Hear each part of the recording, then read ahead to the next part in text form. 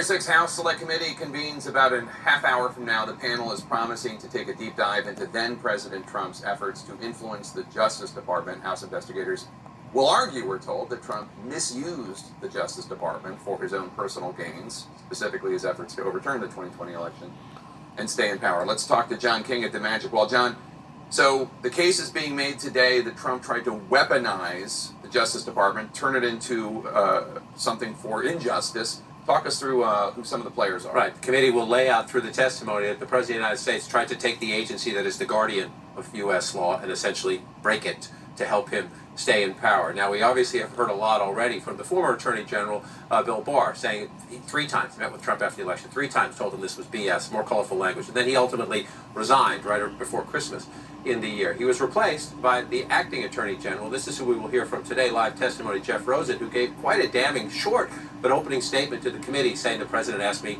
to intervene. I said no. The President asked me to do more. I said no. And so that will be the dramatic testimony as we get through it. And essentially you're going to see the sides here.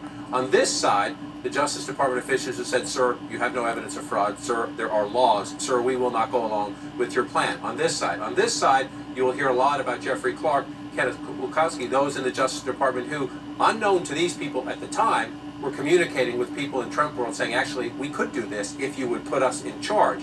And so one of the things you're going to work through is just how this was going. This is New Year's Day. This is January 1st. Richard Donahue sends an email over saying this is pure insanity. What the White House is asking them to do, he describes as pure insanity. Look at Jeffrey Rosen. Asked if I would reconsider. I flatly refused. Said I would not be giving any special treatment to Rudy Giuliani, or any of his witnesses. He puts it in quotes and reaffirmed yet again that I will not talk to Giuliani about any of this. And just one thing I want to underline. These are presumably people who supported Donald Trump.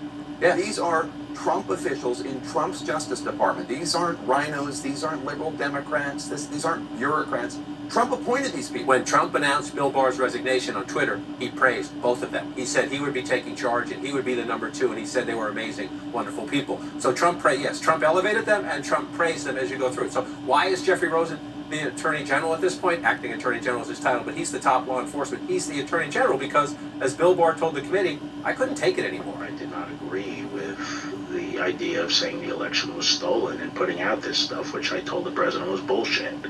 And, I didn't want to be a part of it, and that's one of the reasons that went into me deciding to leave when I did. So Bill Barr is gone. Jeff Rosen is in charge, and you're going to hear a lot today about Jeff Clark, who, again, was an environmental lawyer at the Justice Department, who his own bosses did not know was communicating with Trump world and was willing to write a letter. If Trump made him Attorney General, he was willing to write a letter to Georgia and to other key states saying the department will update you as we are able to. We have identified significant concerns that may have impacted the outcome of the election in multiple states, including the state of Georgia. Jeff Clark was willing to send these letters to states, lying. There was no evidence of that fraud. Bill Barr had said that. Jeff Rosen had said that. So the plan was to install Jeff Clark and Jake. In the end, though, what happened in that Oval Office meeting is Mr. Rosen and all of his deputies said, Mr. President, you do that. We will resign en masse, and we will go public with this. Right, which I believe Jared Kushner described as whining in his testimony. Let's talk about this with our legal panel. First of all,